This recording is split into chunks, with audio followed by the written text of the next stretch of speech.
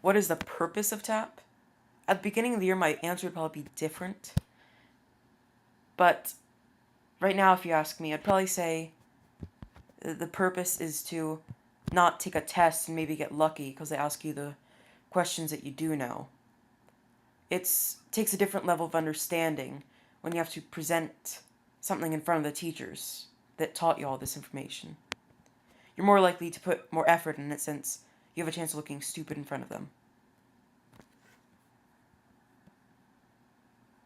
And when you study, you just know the facts, but when you have to apply it to what you want to do when you're older or what you feel passionate about, it takes a lot more effort and work to do. Welcome, Dr. Kelly, Dr. Brantley, Dr. Welch, and Dr. Dunn. Have you done your MCAT yet?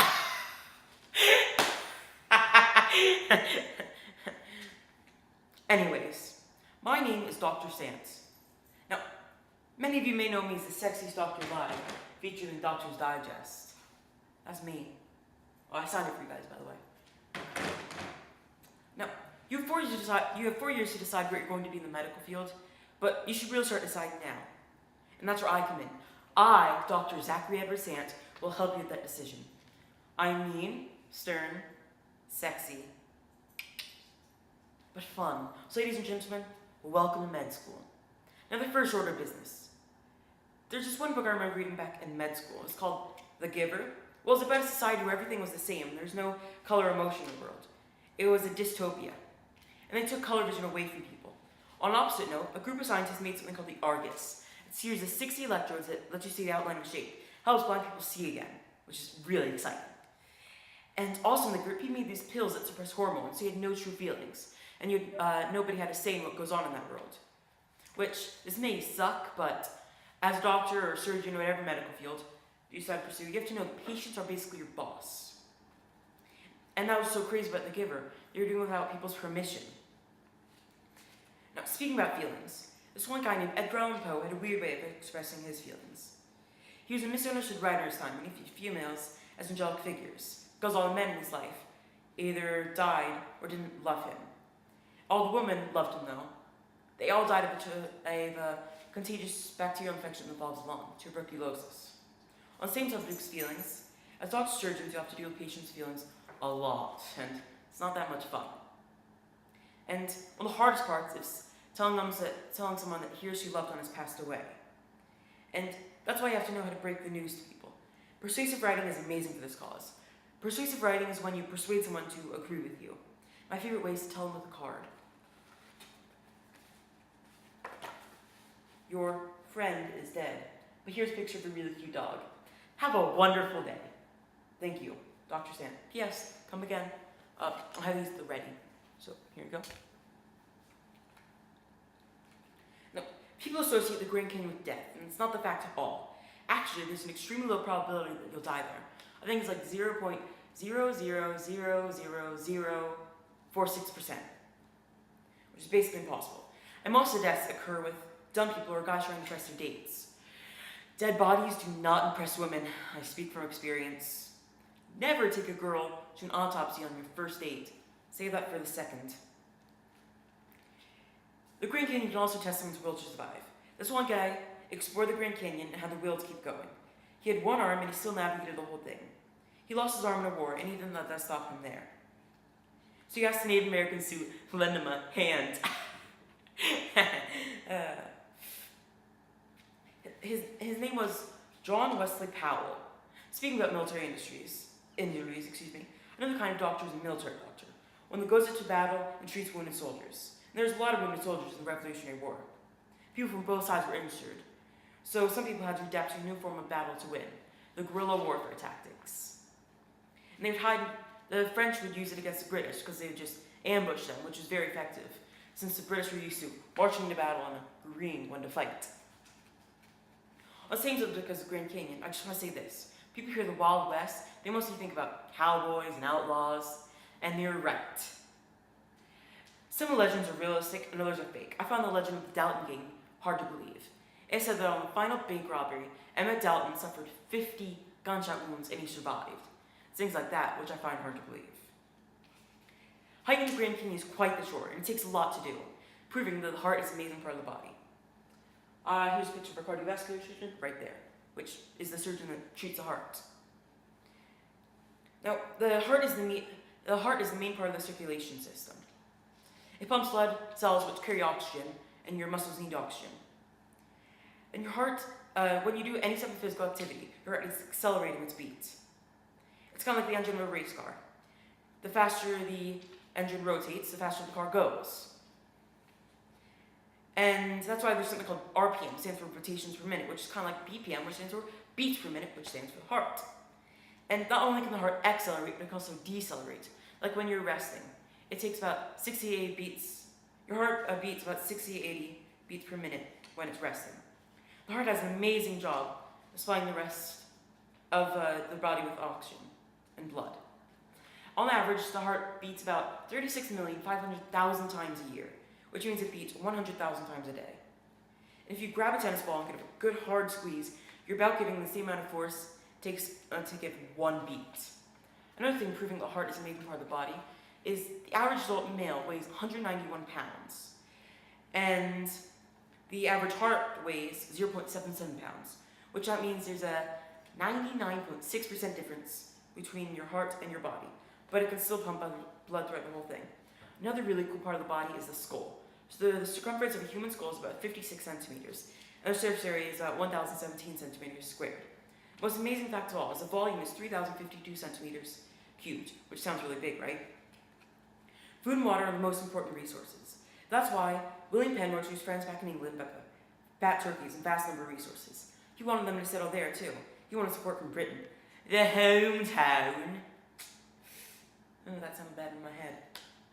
There's this one book I remember reading back in med school. It was called To Kill a Mockingbird. To Kill a Mockingbird is an older book about a racist trial through a younger girl's eyes. The girl, Scout's father, is a lawyer who's helping a black man being accused of rape. He's really innocent. Believe it or not, some doctors are still racist today. It's this amazing study by the American Journal of Public Health, which is a staggering fact that 2 in 3 doctors show racial bias to patients. Another terrible thing with To Kill a Mockingbird was this one character named Boo Radley. All the kids were afraid of him because he was different. So they ostracized him. What I didn't understand until I was a doctor was Boo Radley most likely had a medical disability. And that's why they thought he was different. And what's the worst thing about having medical disability is it's not an understanding world out there. Now, no doubt, Happy I was born in the time that I was. I was born and I get to live in a time of modern medicine and my smoke on life. Love you, sweetie. People who lived in the time of Jamestown didn't have all this. Remember this one gruesome fact. The people would have their skulls drilled in to relieve pressure after being hit in the head by a Native American. We have medicine at our fingertips every day. And if we have bad allergies, we can take a Benadryl Nyquil whenever we want. They're all compound liquids, which compound liquids are liquids or something else that is made up of 2 more types of liquids. Compound liquids are tied together in chemical bonds. All medicines have a recommended dosage on them. Average dose of most sleep-related products has about 25 milligrams of diphenhydramine, and the recommended dosage is so you don't overdose on them. I think it only takes 25 Benadryls to overdose on, which means 625 milligrams of diphenhydramine, which won't seem like a lot, but an average person can go and buy that amount at their store. Now, as a doctor, you're going to see a lot of overdoses, so it's important to know that activated carbon can be used as decontamination in the gastrointestinal tract in overdoses. Now, medicine doesn't just appear in Publix or CVS. It needs to be shipped. That's where planes come in. Thanks to the Wright brothers, they're the ones who overcame drag and all the forces opposing lift. There are many factors that oppose flying and some that help it. Like thrust is what makes a plane go forward, and that helps it. Drag is what opposes the forward motion. And drag kind of reminds me of friction, which also opposes motion. Shipment by plane is not the only way to get your supplies shipped, although it's the most common. Another way is by sea. Buoyancy helps keep the ship up, and it's the force keeping the ship afloat. It's like Stirr's in Stirred law. For every action, there's an opposite or equal reaction. So it's basically saying when the ship pushes down in the water pushes up on the ship. Do you know what both planes and ships have in common? They're both made of atoms. Atoms make up everything in the universe, and they are astronomically small.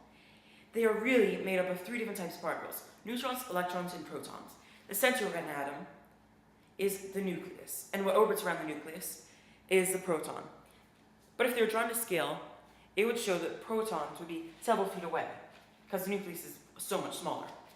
And gravity is a very important part of everyday life. Basically, a force that keeps everything on the ground. Operation room, everything has to be precise and calculated. Gravity keeps everything precise and calculated since it keeps it on the ground. There's one documentary I remember seeing. It was called The Half-Ton Killer. It's about a woman who was accused of following a little boy and killing him. She weighed 1,036 pounds. And it was really hard to operate on her since operating tables are only built to handle 600 pounds. Now, weight is gravitational for pull of an object. And mass is the amount of matter. So my weight would be different on the moon, but my mass would be the same. Speaking about gravity, Harrison Bergeron was a story about a world where everything was equal. People defied gravity in that story, which is where you could tell it was science fiction. But instead of defying gravity, it was symbolized as defying the government. People who weren't equal in Harrison's world were given handicaps to make them equal. Now, I wouldn't call making everyone equal an advancement. I'd call it a downgrade. In the medical field, it's really important for diversity. Everyone has different ideas how to treat someone. So if one idea doesn't work, it's important to have a fresh pair of eyes to look at the problem. Now, some patients are stubborn and may suck, but you have to listen to them. Some don't want to have a certain kind of surgery or treatment because it will affect their appearance or some other quality of vanity. But you need to persuade them because they could die without that surgery. That's where persuasive writing comes in handy, again. You have to list all the positive things about the resources and make their reasons for it sound trivial. Blood flows like water, and that's because they have the same state of matter, liquid. Now, there are three states of matter: liquid, gas, and solid. Well, there's actually 5 states of matter, but 2 of them are not that common. The 2 that are not that common are plasma and Bose-Einstein condensate. Now, our bodies are like machines, and some parts are really complex and others are simple, like simple machines, because our arms and joints are like levers. Some machines are non-motorized devices that change the size or magnitude of a force. One from the medical division, which I think may interest one of you, is psychology. It helps win wars and get the ladies. It helps win wars by making war tactics like American-Mexican War. Texas wanted to be separate from Mexico, so they went to war over it. Now, Santa Anna was a dictator in Mexico, and in the Battle of Goliad, some people of Texas surrendered, but Santa Anna ordered their execution anyway. Well, he wasn't a nice guy, which is really smart since they thought they couldn't break free from him, so they captured and made him sign him over. Now, psychology can also predict people's behavior. Like in Gold Rush, people from all over heard that people were getting rich there, so everyone wanted to settle there. However, by the time that everyone got there, the gold was already mined up. And some people were still making money, like the innkeepers and the shop owners. Simple case of supply and demand. Now, some people are naturally good at people. James K. Polk was one of those people. He was a politician who pretty much won the whole election with his slogan, 54-40 or fight.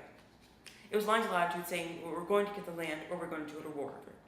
He knew people wanted to hear that, so he got voted for. I remember we did this one thing in my American history class. Wow, that was 30 years ago. Time flies when you're having fun. Well, it was about how drugs affect you, and when you're drunk, your reflexes are not as good. And often people die from car accidents because under the influence, people have a higher chance of surviving, since your reflexes are not as good. It's like a piece of spaghetti. It's easier to break a hard piece of spaghetti than a soft piece. Now, an average of 68,000 people take the MCAT each year. And the myth about the MCAT is there a passing score. There's no passing score in the MCAT. MCATs are just so medical schools can see how you did. It's like a resume.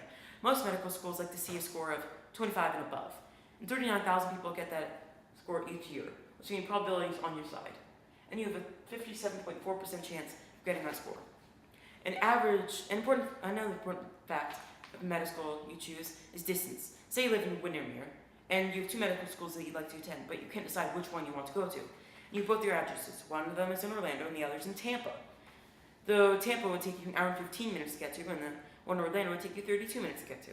So obviously you'd go to the shorter one in Orlando. People always make jokes that by the time you finish medical school, you'll be $1 million in debt. But it's not realistic. Think of linear equation will help you with this. Say you go to UCF College of Medicine. The average tuition of their school is $30,000 a year. The average college student spends $9,600 on groceries each year, which means in 4 years, that's how long it takes to become a doctor.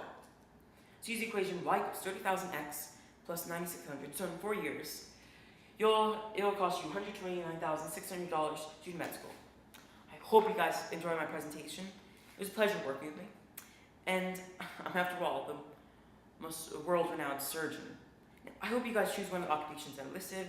And if you can just sign here, don't worry, it just says nothing. Just, like 70% of your income will come to me, and you credit all your success to me. Thank you. Peace.